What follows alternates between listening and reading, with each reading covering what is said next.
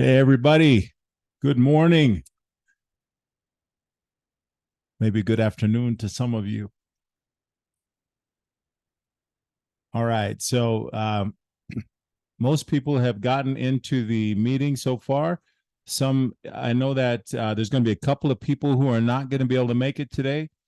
But to anybody who, if you have missed a meeting or you haven't been able to see one of the meetings, you can always request. We record all of these so I can send it to you. And essentially, they're all on YouTube, but they're just private. So I have to just, if you request them, I'll go in and I'll send them to you. Or if there's something on this meeting that doesn't resonate exactly, then you can actually request it and watch it again. Sometimes after you watch it a second time, that helps to understand it better. All right, so I'm going to go ahead and start. I know some people haven't logged on yet. There may be some people joining us late, but I'm going to talk about the class. So the first thing we want to talk about with the class, there's three parts of this class. Okay, so the goal is to become financially free, and in order to become financially free, you have to do three things. You have to acquire assets, and the assets are going to replace your income, and then you want to refinance those assets. And then the third part is going to be pay off those assets as quickly as possible so that you can become financially free quicker. Now, you can bypass one of the steps. If you happen to be able to pay them off right away, you don't have to refinance them, and then you're going to be in a good place. But the name of the game is cash flow. And so that is really what you guys are learning here. You're learning how to generate cash flow.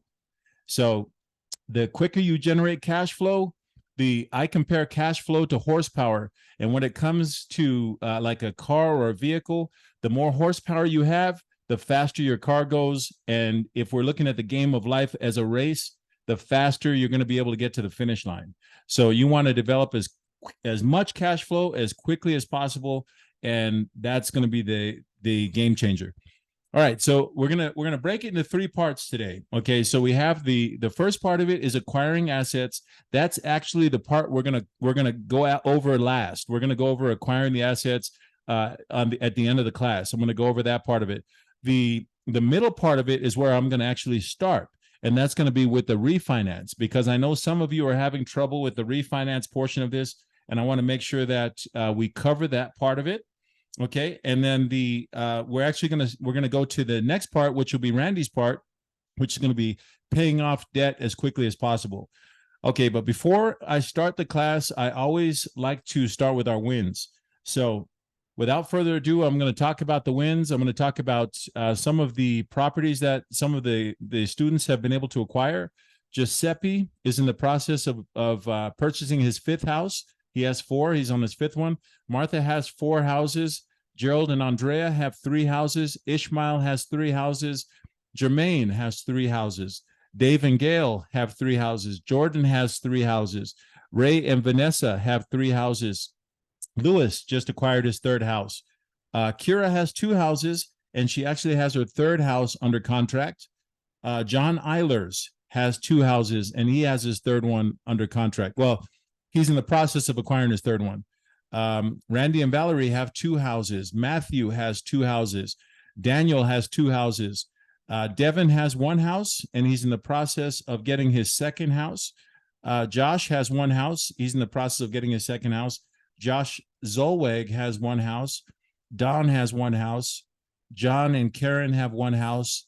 Frank has one house. Danny and Edna have one house, and they're in the process of getting their second. Gina and Tim are in the process of getting their first house. So those are our wins. I want to make sure that you all know. And the reason why some of you have three houses and you don't have more houses is because our hard money lender is only allowing you to purchase three houses before when you refinance them off the books, they'll allow you to get more. Now, as you become more of a savvy investor and you start to become better at this, the hard money lender will allow you to do as many as $1 million in houses. So I happen to know that because I've already maxed it out in several of the hard money lenders, the books. So if you can get as much as $1 million worth of properties, and then you have to refinance them out so that this way you can do them in a 30-year fixed, lower interest rate, lower payment. Okay, but let us start class with the refinance portion of this. Okay, so this is the second portion.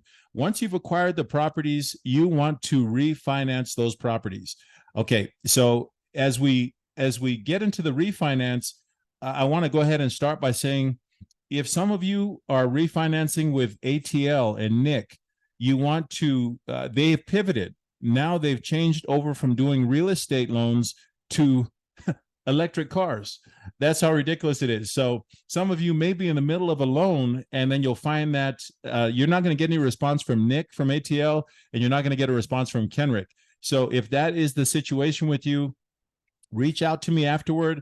We have a ton of different places we go through the refinance. We can take it to Thrive Lending. We can take it to, there's a new place called Clear Edge. We can take it to Lima. We can take it. There's a lot of different places we can take these loans to.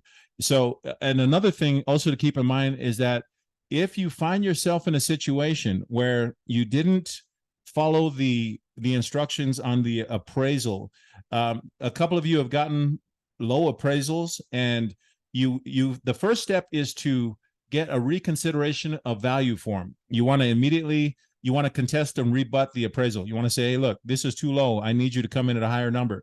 But if you do the steps beforehand that I taught you guys, you likely won't run into this issue.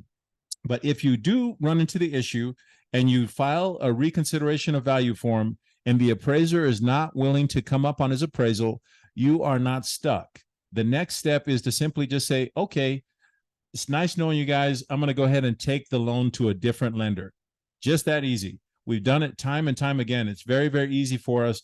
Matter of fact, we recently just did that. We did that with ATL Lending. We pivoted. We actually took the two appraisals and we took them to Lima, and Lima is finishing the loan for us.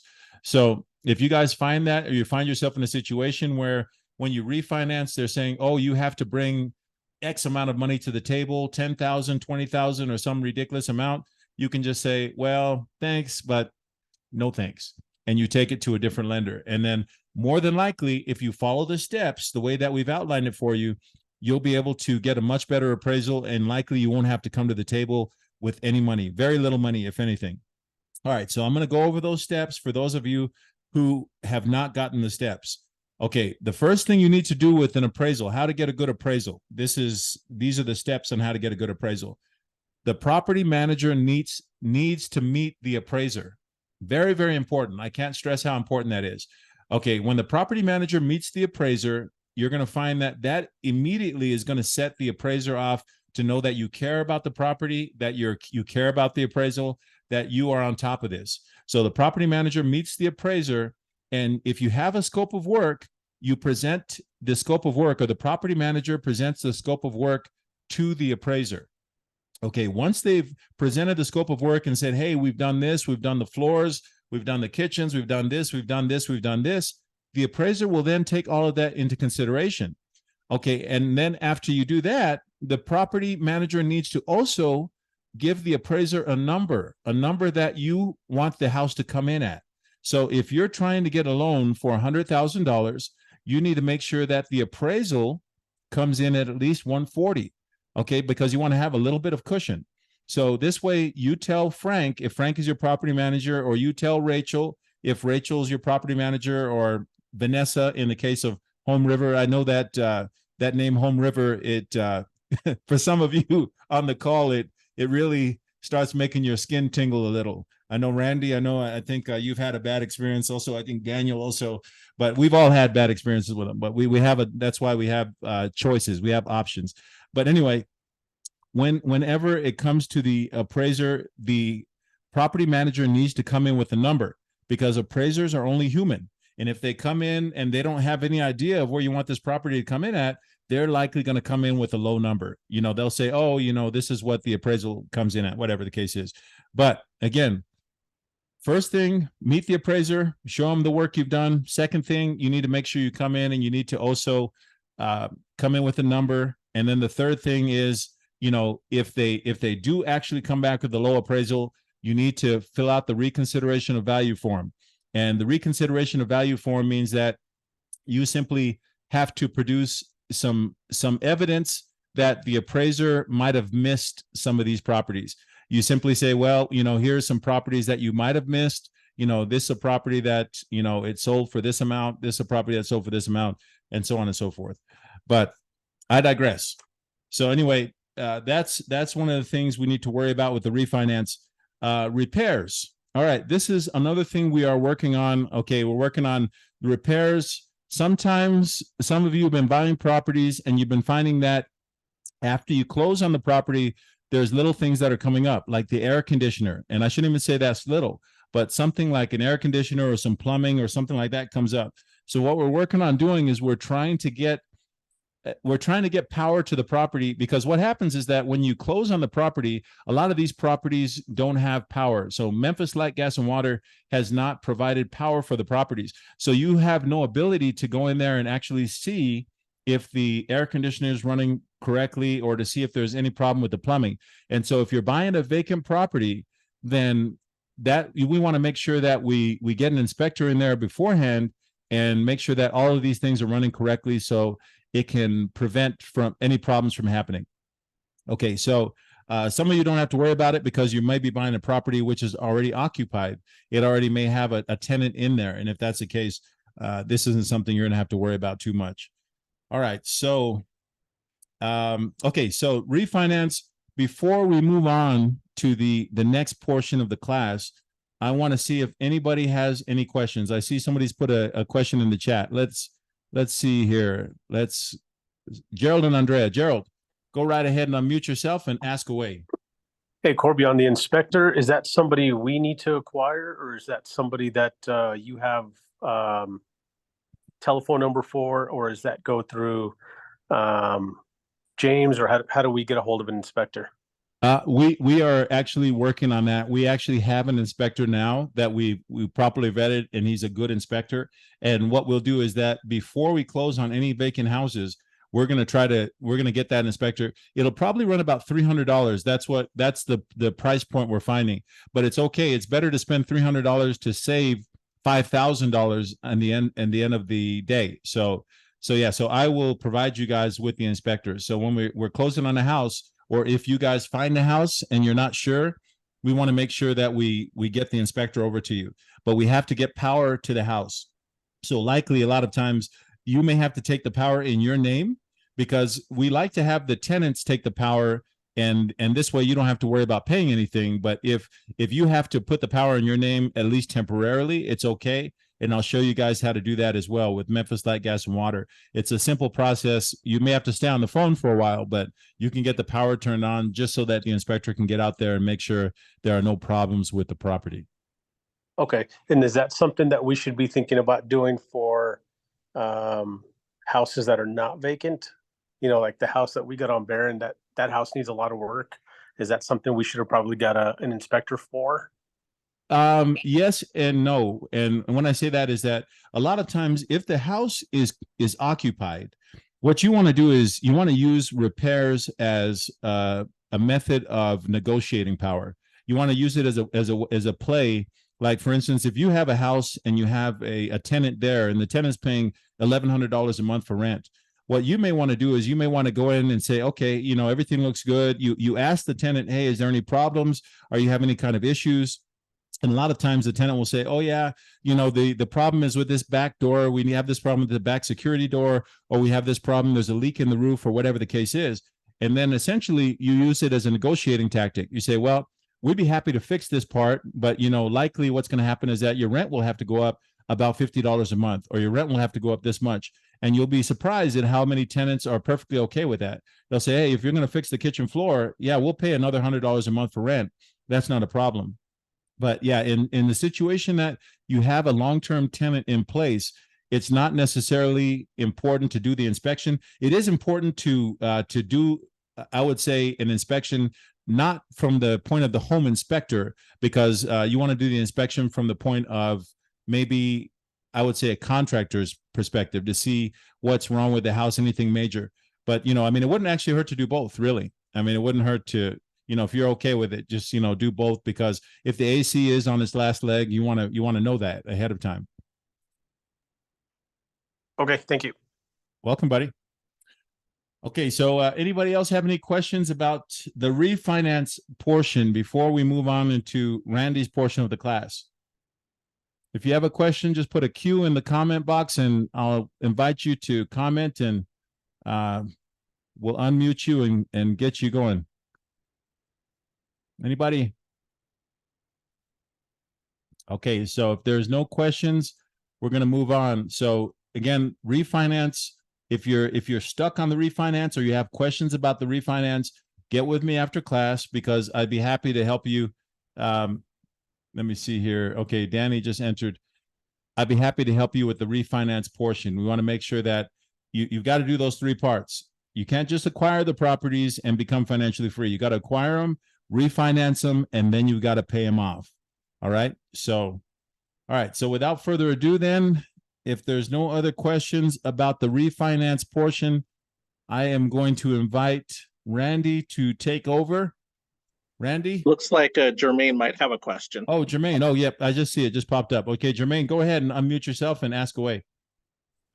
Yeah, my issue is trying to find the rebuttal comps. How can we go about getting that?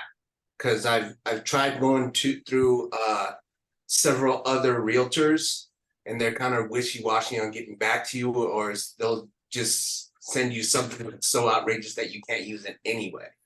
Right. That's a good question. Jermaine asked a question about on the rebuttal form, you're trying to find comps. And when on the rebuttal form, you actually have to find comps that are within a half-mile radius and that have sold within the last 6 months. And so what you want to do is ideally, we go through James and we go through, there's another realtor we use named Gabby. And ideally, they're pretty good about sending us comps. But sometimes, for whatever reason, James is on details. So James hasn't been able to, he hasn't been very responsive. And in Jermaine's situation, I know that I had sent the 3 houses that Jermaine needed comps for, and James wasn't very responsive. But there is a way to be able to look them up on your own. And we can use Zillow, and we can use, there's another aspect. Zillow will usually, there's a part of Zillow that you can actually go on to, and it shows the houses that have sold in a certain period of time. So if you put the address on, or the address into Zillow, and you put down, the time frame, you say, okay, houses that have sold within the last 6 months, you can actually go on there and you'll see a bunch of them pop up. And then you can actually record those numbers and you can put those on the rebuttal form. So if you find that the realtors aren't quick on getting back to us, we can simply, go on there and look them up ourselves. So, and that will provide the MLS numbers as well. It should, yes, it should provide the MLS numbers. In worst case scenario, if we find the properties and we say, hey, look, can you give us these MLS numbers? The realtors, if they don't want to do the work, they can easily pull up the property and get the MLS number. It's going to be easy for them to do that than actually to show the comps. But it's really easy to pull up comps. If you just put the address in, it's really simple to do that. But some of these realtors, because if they're not getting paid for it, a lot of times they're not going to do the work. And, even though they're part of our team, if they're, if it's a property which we bought that maybe perhaps we got from a wholesaler and we didn't get it through them, then maybe that's also their way of saying, well, you need to buy the properties through us, whatever the case is. But this way you have an idea that, we can find them if necessary, we can pull them up ourselves. Okay. All right, guys. So anybody else questions about the refinance portion of it before we move on to the next portion of the class? Anybody? Okay, if there are no more questions, then we are going to move on to the payoff portion of the class. Randy. All right. If you would. It is a pleasure to see everybody. Thank you, Korbie, for the information regarding the refinances and the appraisals and things like that. So in the last few weeks, we've talked about mostly how we're recapturing our cash flow. And last week, we talked about how we make decisions regarding those cash flow. Let me go ahead and share my screen.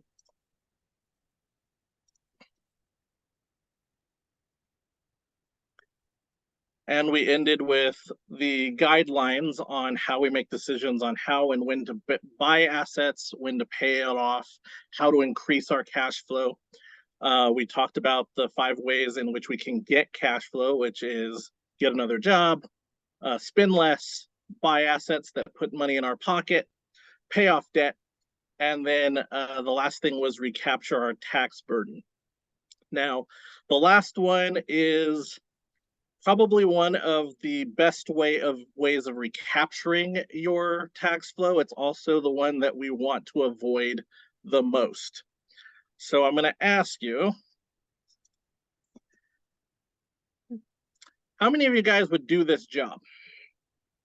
This guy climbs a humongous 1,000-meter tower, and his only job is to change out that one light bulb at the top. He does it twice a year, and I got to tell you, I would never do it. I'm afraid of heights. It's not something I would want to do. Crashing and burning 1,000 feet would be probably on the top of the list of my greatest nightmares. But it is exactly that reason that I wouldn't want to do it. I imagine Korbie wouldn't want to do it. I imagine most of you would not want to do it. That this man makes $20,000 every time he climbs up this pole and changes a light bulb. He does it once every 6 months. I'm sure that for him, that's very much worth it. Can you imagine recapturing basically your entire year and you just have to climb up the light pole twice a year and make 40 grand? Yeah, it might not be a bad way to go. I'm still not going to do it. But because he's willing to do it, he has recaptured a very lucrative venture that allows him to live fairly comfortably where he is, and only work twice a year for maybe an hour or two and make about $40,000 a year.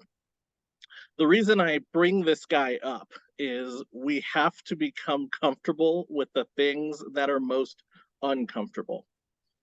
We avoid our taxes because kind of afraid of them. It's kind of nasty, and we hear all of these terrible stories about tax avoidance and tax evasion and how the government will send you to jail if you don't pay your taxes or give you major fines. And you know what? Just like the banks with their amortization schedules and the interest and student loans and everything like that, the government wants you to be afraid of the taxes as well. So we are going to bust through some of the stigma of the taxes. We're going to learn to get comfortable with our discomfort. And when we do that, we are going to recapture the 35 to 60% of the taxes that we're spending on our income, which of course will allow us to utilize that money to buy more properties and certainly pay off more properties.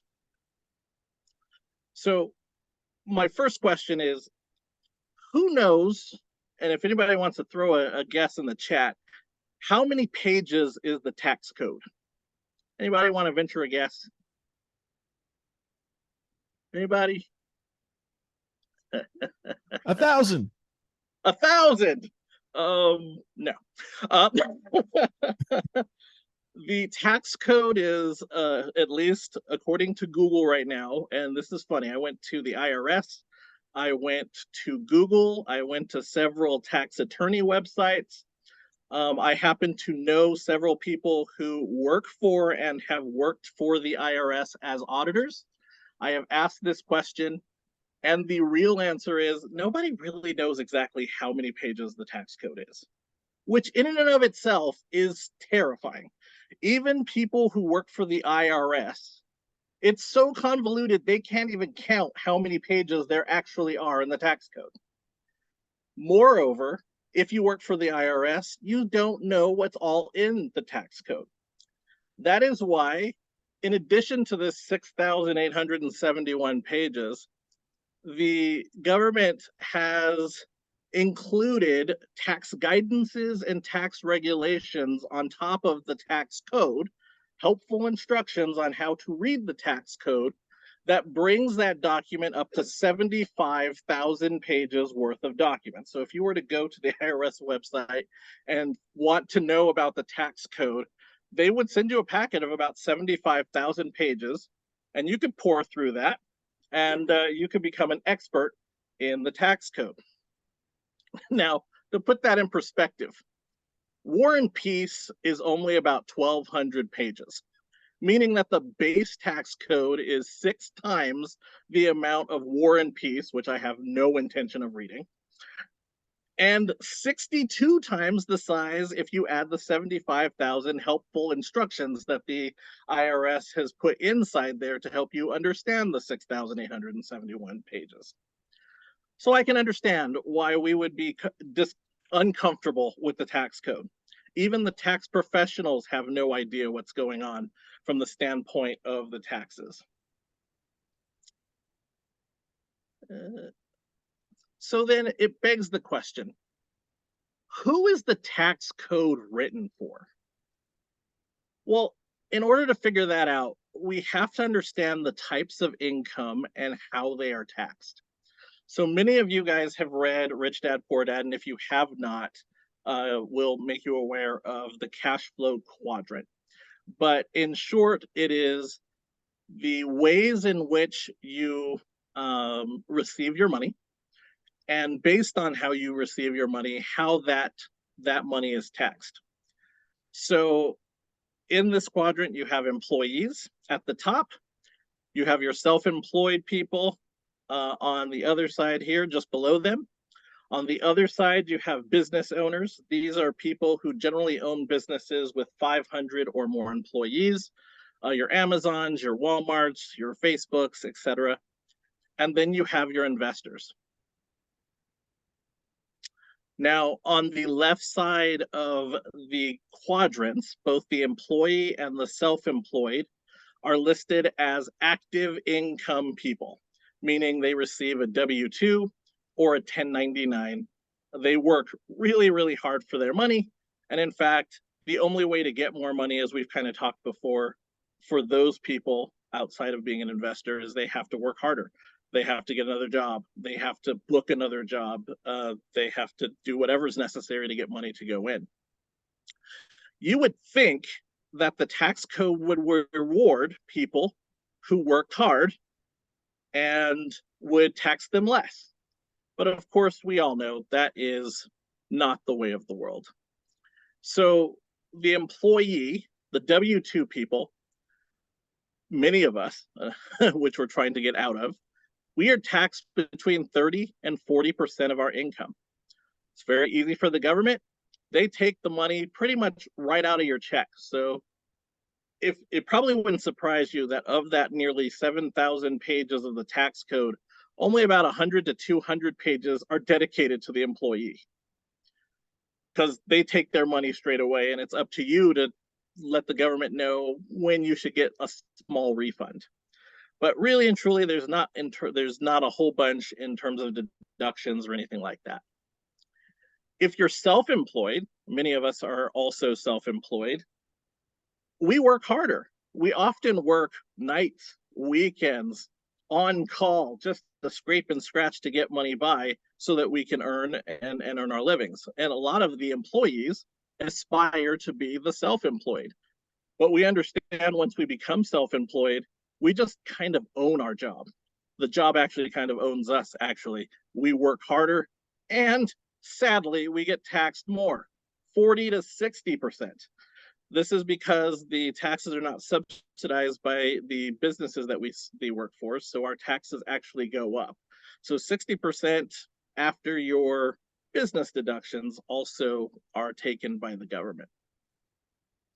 So then, certainly, if you're a big business person, people scream about paying their fair share. Business owners, of course, would have to pay more taxes, because why wouldn't they? Well, that's not actually the case. Big business owners, the Walmarts of the world, the Amazons of the world, they actually only pay 10 to 20% in taxes. Their tax rates are between 1/3 and 1/2 of what the W-2 employee is. They make all the money, but they pay significantly less taxes. What is going on? That doesn't make any sense. But that's also how the code works. Okay. And then lastly, there's us, the people who want to invest in, let's call it real estate, we have the ability to be taxed at between 0 and 10%. Again, we're working less. We work hard because, air conditioners come up, appraisals come up. We're working hard for our money, but we may not work quite as hard as the employee as the self-employed. Our money is working harder for us. And yet we're not paying either any tax or very little tax. So it's no wonder that 95% of the population are in the employee and the self-employed portion of the quadrants, but only 5% of the wealth is housed within that side of the quadrant. 95% of the wealth is housed on the big business and the investor side of the quadrant, but that equates to only 5% of the population. So, like we kind of mentioned, the employee, only about 100 of that 7,000 pages, or 75,000 pages, as you will, is actually dedicated to the employee. You get very few deductions. Your money is basically taken out automatically. And normally you can have H&R Block or another CPA just kind of work it for you. The self-employed is very much the same. You do get additional you get additional business deductions, but the tax code goes over that very briefly as well. You have your mileage expenses and your travel expenses and, various things that you can write off, but it doesn't equate to 7,000 pages. It's only another couple hundred pages. So when we ask the question of who the tax code is written for, it is specifically written, really and truly, that 75,000 page document is really dedicated towards the business owner and the investor. And most of that 75,000 page document is actually dedicated to avoiding paying taxes. Let me say that again. It is absolutely dedicated towards legally avoiding your taxes. This is why the business owners and the investors, who of course have most of the money and the ability to lobby Congress and whatnot, pay so little, because every loophole is generated for the investor side. Now, as an employee and a self-employed person, I'm sure that makes some of us angry, but we are on the investor side, so we're going to actually be really, really happy about that. Sometimes it's the hard things we have to do to now begin to get taxed less. All right. So yes, the answer is obviously this is written towards the business owner and the investor.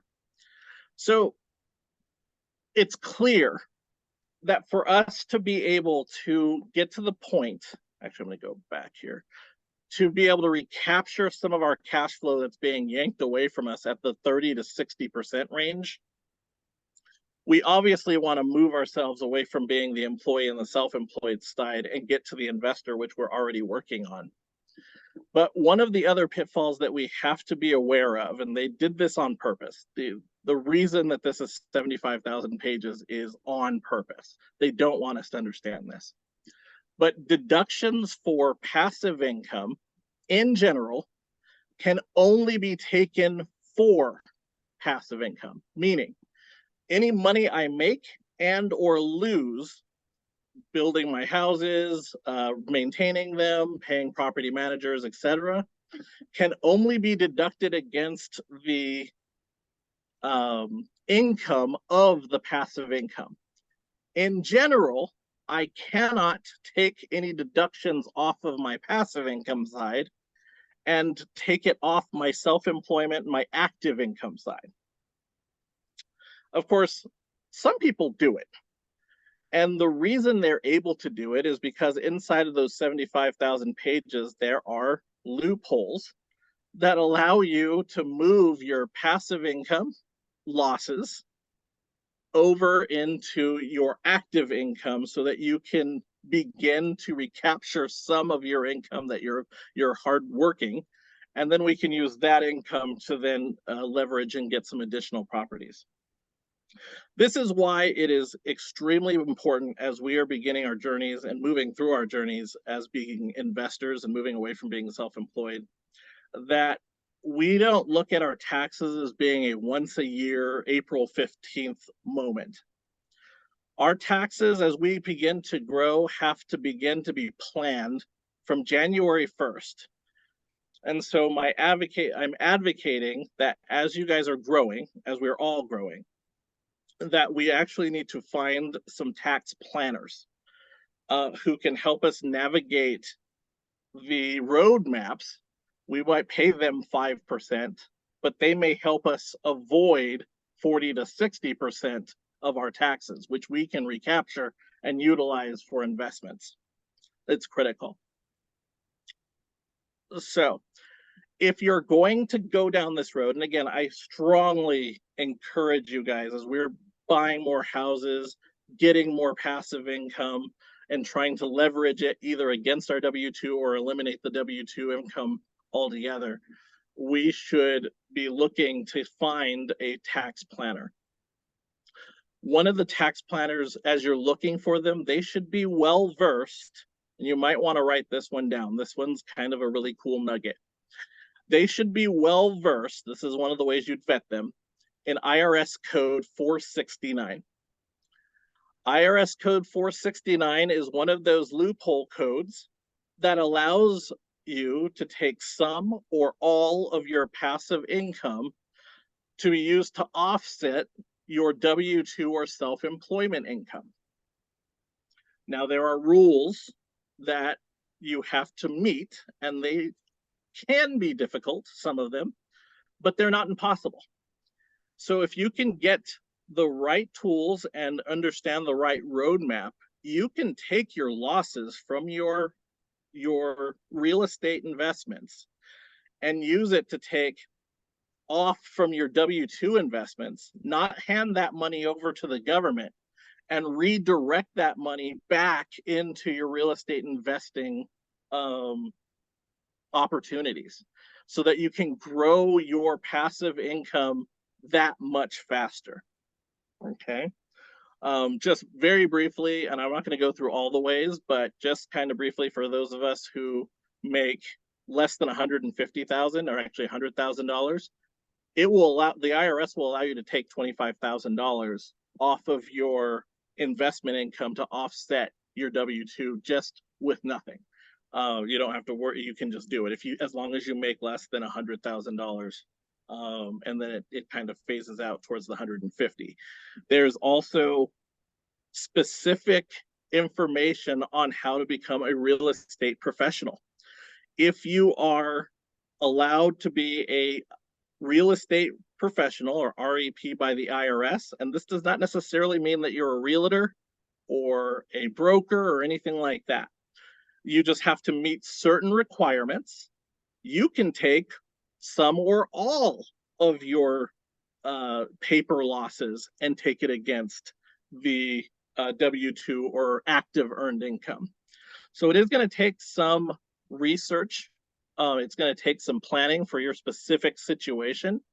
But these codes that were only for investors or are only for investors, and now greatly because we are investors for us, if we plan appropriately, if we take our planning and our taxes seriously from January 1st, we can recapture 30%, 40%, 50% of our tax burden and go from a 30 to 60% tax burden down to, say, a 10% tax burden. So as you're looking for a tax planner, again, make sure they're super aware of IRS Code 469, be able to explain it to you and how you can, you and or your spouse, if you're married, or business partner, can take advantage of that code to offset the income so that we can recapture some of our income.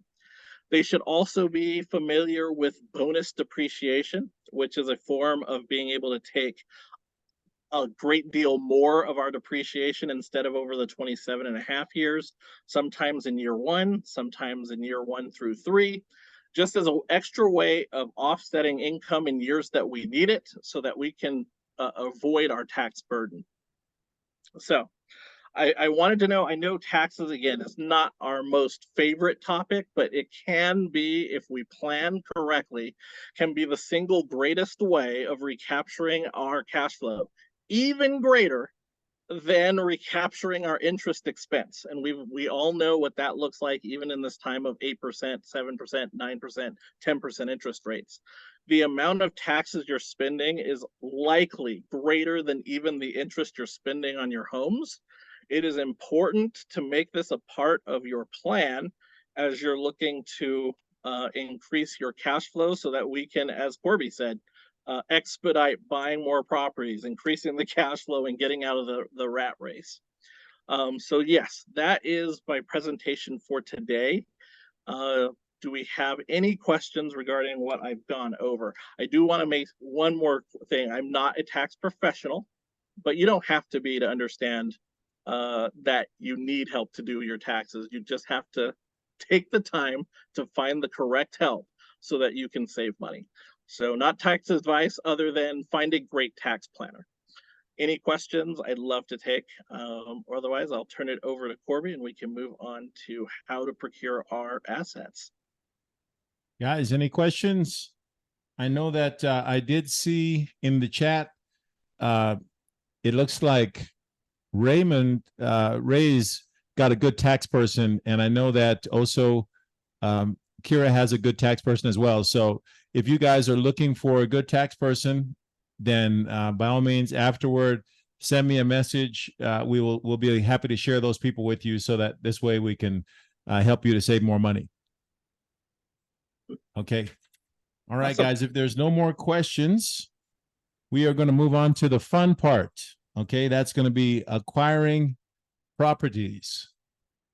Anybody else questions before we move on to the fun part?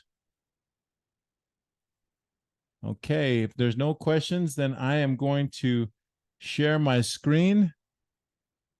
Okay, and we're going to move on to this part of it here. Okay, so everybody can see my screen. Thumbs up. Everybody, perfect. Okay. All right, so we're going to go through and we're going to look at how to find deals. Okay, so I want to make sure that you guys understand how to do this. I say this at the end of every class. I say that if you give a man a fish, he'll eat for a day. If you teach a man to fish, he'll eat for a lifetime. So I just want you guys to understand the principles on how to find these properties. Okay, so the first thing we always look at is we look at the area codes. So if you're finding houses, you want to make sure you're looking at the correct area codes. There are area codes in Memphis that you want to avoid like the plague, and there are area codes in Memphis where you do want to invest. They're nice neighborhoods. So I'm on Redfin now, and I'm going to actually scroll and show you guys. We're going to actually look at the process of finding houses. So let's scroll through some of these houses, and we're going to see if we can find some good ones. And as a matter of fact, I'm actually going to share some we actually have earmarked. I want to show you some. We want to look at first the area code. Once you find it's in a good area code, the second thing you want to look at is you want to look at your cash on cash return on investment.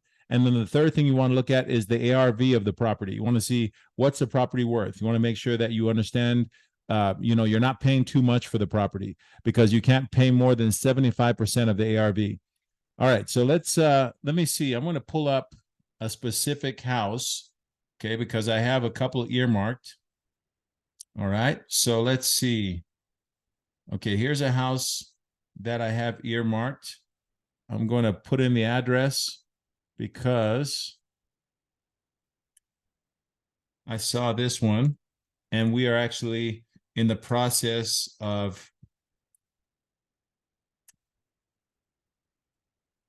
finding this one. So, or trying to get this one under contract.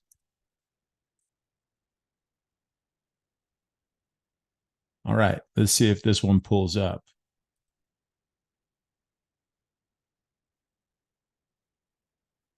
Else here? There he is. Okay. No, I can't hear you. I think my internet went out. Can you guys hear me now? Okay. Yes, Okay, all I right, can hear guys. you. Sorry about that. Sorry about that. Somehow this cable internet is kind of wishy-washy. So I had to go to my phone Wi-Fi. All right, so let's go back to sharing my screen again. All right, let's see, where were we? All right, so we're gonna go to sharing. Can you guys all see my screen? Thumbs up. Thumbs up. Okay. All right, let's go to this house right here, guys. We're going to go to this house on Sheffield. Okay. Now, can everybody see this house?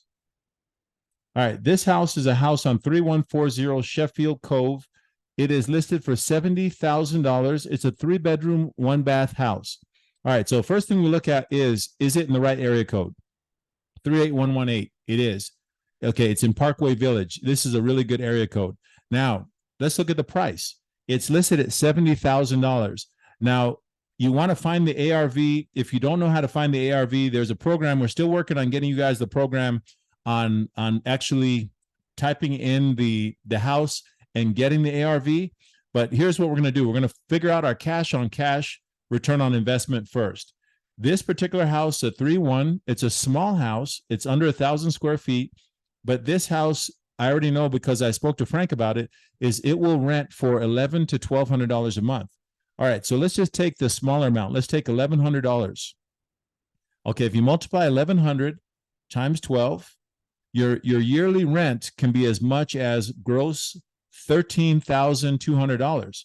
If you divide that by the purchase price of the property, which is $70,000, you are looking at a cash on cash return on investment of 18.85%.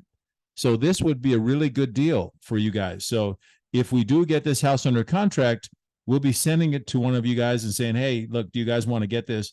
Because the only houses we send to you are houses which we would buy. If we wouldn't buy the house, we just, but you can see there's problems. I mean, just looking at the picture, you can already see it looks like it's going to need a new roof. This roof is coming up, needs a paint job. It needs some things, but still for $70,000, you can buy a car for more than that.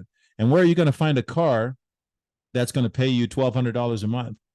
So that's one of the good things about, getting a house like this. You're going to be able to you're looking to get that cash flow. All right, so let's pull up another house here. I'm going to pull up another address. Okay, again, I've got these houses earmarked. There's a house here. Let me pull this one up here. Okay. This other house is 2858 Phyllis. Okay.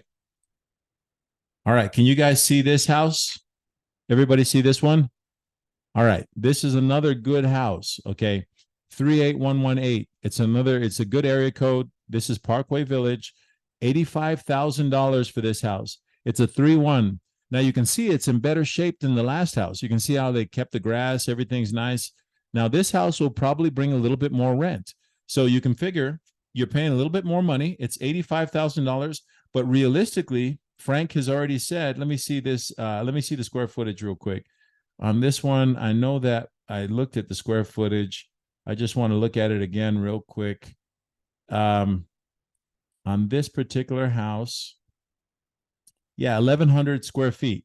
Okay, so this one will rent for $1,300 or more per month. So I'm going to do the quick math here. Let's do 1,300. And we're going to multiply that times 12.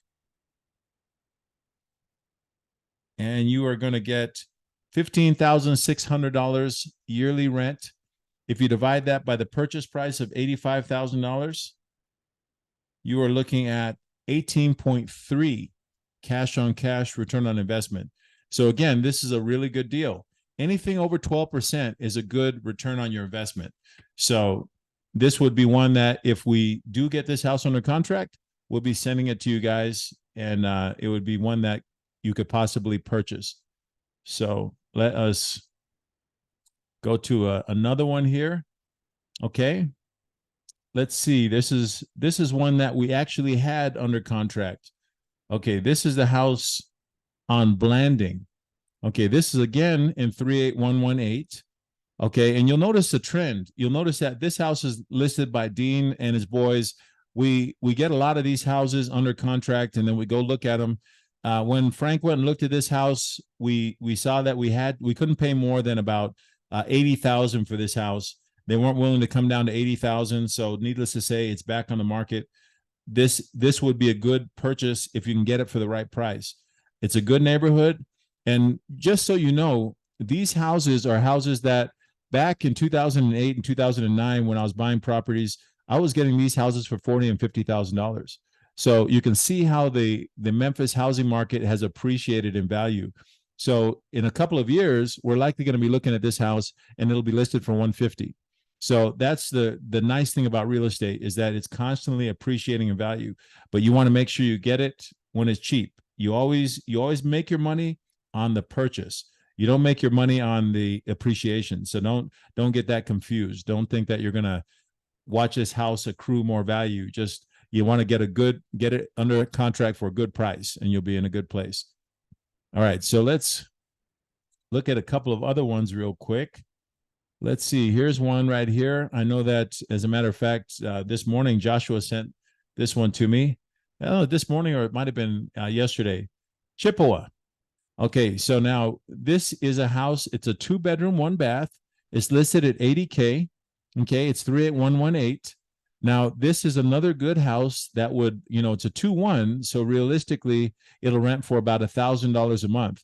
Now, this particular house, we would probably have to get it for $70,000 or less. So we've already, put in an offer. James is looking at this house, and Frank will have to go and look at it, and we'll get the inspector to go look at it and that kind of thing. If we can get this house for $70,000 or less, we're going to be in a good place, because this house will bring about $1,000 a month for rent. It's in a really good neighborhood. It might even bring $1,100 a month for rent. So this is another good house. So when you're looking at them, first thing you want to do is you want to look at the area code. Is it in the right area code? If it's in the right area code, what is my cash on cash? Next, you want to see if you can figure out the ARV. And then once you do that, let's see, I got a question here. Okay, Randy, you have a question. Go right ahead, buddy. Yeah, so really quick, I'm running through the numbers with you as you're kind of going through these, and I'm looking at like the rentals estimate. So like when we're doing it, on our own, like on this house, I'm showing that the estimate is about 900. And so I'm wondering, are you bumping it up about $100? Are you going off of like the square footage in terms of how much the rent will be? Is it the area code? What gives you, because when we're doing it, we would find a different cash on cash number. Right. Which might affect the amount that or the deal that we might even send to you or look at doing ourselves. So I was just wondering what that looks like in terms of how, when we're doing it on our own, how we can effectively price out what the rentals will be. Good question. Okay, Randy was just talking about the rental estimate, and when he's looking at the rental meter, it's showing $900 a month for rent. Now, sometimes it will list it on here. Sometimes if you look down and you look far enough, like you see on this one, if you notice on this rental estimate for Chippewa, they compare it to houses which are in the same neighborhood. So they figure on this particular website on Redfin, they figure that the rental estimate is $1,015 per month. Now, if it doesn't show that, you can always ask. Frank is an expert at figuring out what the rent is going to be. Now, I saw this house and I knew that it was $1,000. I've already talked to Frank about it. Frank says he can probably even rent it for $1,100, but it depends on the area code. So if you are in a good area code like 38118, that is where there's a lot of jobs. And so therefore, since it's a sought after area, you can ask for a little bit more rent, even on a smaller house like this. Okay, so if you look down, if you are looking at Redfin, it will usually have a rental estimate. So you can see that they have figured out that the rental estimate for 4170 Chippewa is $1,015 per month. And they're comparing it to, they have another house on Brindale, which is a similar size house, 946 square feet. This is rented for $1,045 a month. And they're comparing it to another house, which is on Cathy Road, which is 850 square feet, which is in the same neighborhood, which is also renting for $1,045 per month. Okay, so you guys can find it. If you look on this, you'll be able to see it too. you'll notice that it will have the rental estimate there. But if you're not sure, feel free to ask myself or ask Frank, and we'll be happy to get those numbers over to you. Okay, so let us look at another house. Okay, we have time for one or two more. Let's see here. Okay, this is the house on Phyllis. We already looked at that one. This is the house on Sheffield. We did look at that one as well. Let's see if we can find another one in a different area code. Or, a matter of fact, let's look at this one. This is one that sometimes I don't think you all have seen some of these multifamilies. All right, this particular house is an interesting one. 3987 Ashview Cove. Okay, it's listed for $135,000. If you'll notice, this house is a duplex. Okay, and it says it currently each side is rented for $775 per month. Okay, so now if we do our cash on cash, you want to figure out what the cash on cash is for this particular duplex. So $775 per month, multiply that times 2. You're at $1,550 times 12, $18,600 yearly rental income is a possibility. Now, if we divide the $18,600 by 135,000, you're going to be at 13.7% cash on cash return on your investment, which isn't horrible. It's not bad. That's actually, like I said, anything 12% or better is actually, it's good. But what we would try to do is we would try to get this a lot cheaper than this $135,000 price point. I'm figuring a good price on this one would be about $110,000. If you can get this for $110,000, you're going to be hitting a home run. So this is one that, if you're looking to, be able to get a good deal, essentially it's almost like you're getting 2 houses for 1 house because you're getting 2 rents for the price of 1. And so sometimes looking for a duplex is a good deal if you can find it in the right neighborhood. So this one wouldn't be bad. You can see that the roof looks like it's in decent shape. It looks like it's been taken care of. So this wouldn't be bad. We'll be talking to James about this one. So if we can get the price right, this might be one for some of you to look at. All right, let's go to, we have time for about one more, and then I'm going to go to questions. All right, so let's see here. Let's go down. We're going to look at, let's see, we got 38111, 38115. Okay, I'm going to pull up this one here because I think you guys haven't seen a lot of these. All right, this one here is in 38115. Okay, this is a place called Fox Meadows. This house, it's 3965 Wildwind Cove. It's a 3-bedroom, 2-bath house. Okay, now the price is a little high, but the thing about these houses in 38115 in Fox Meadows is that they appraise relatively high.